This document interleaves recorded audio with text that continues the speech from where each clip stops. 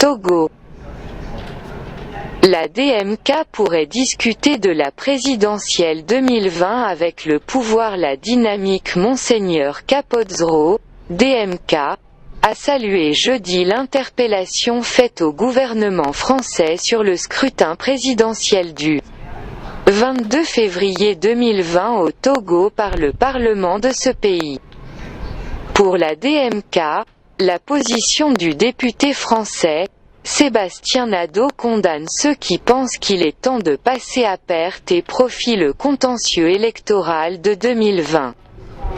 En vue de résoudre une telle crise, la DMK a indiqué jeudi être disposée à discuter avec le pouvoir de Faure Gnassingbé.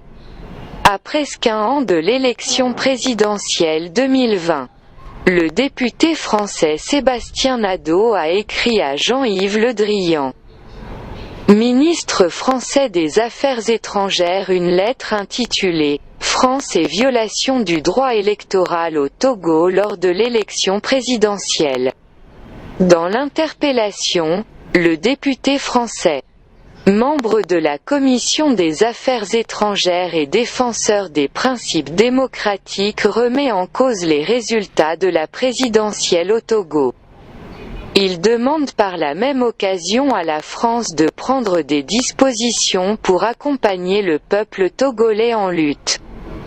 Cette prise de position du député rejoint celle du président de la France insoumise, Jean-Luc Mélenchon, qui déclarait que la DMK a de solides arguments pour contester la victoire du président sortant.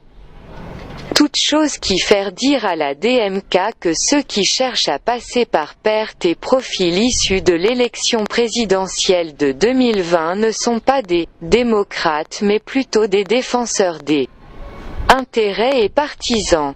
La DMK ne ferme pas la porte au dialogue. Pour la DMK, la crise post-électorale occasionnée par la proclamation à la hussarde des faux résultats par la CENI et la Cour constitutionnelle est bel et bien présente dans les esprits de tous les Togolais, épris de paix et de justice, et qui recherchent l'émancipation et une vie harmonieuse et épanouie. C'est ce qui justifie la disponibilité de la DMK, qui ne trouve aucun inconvénient à engager des discussions politiques avec les usurpateurs du pouvoir confisqué du peuple et au-delà avec tous les acteurs politiques engagés dans la recherche des meilleures solutions pour un mieux-être de chaque Togolaise et Togolais, a expliqué la dynamique en conférence de presse jeudi à Lomé. Toutefois, relativise-t-elle, cette volonté d'apaisement et de décrispation du climat politique au Togo ne saurait se confondre à une abdication de la ferme détermination à faire respecter la volonté du peuple exprimée à travers les urnes le 22 février dernier.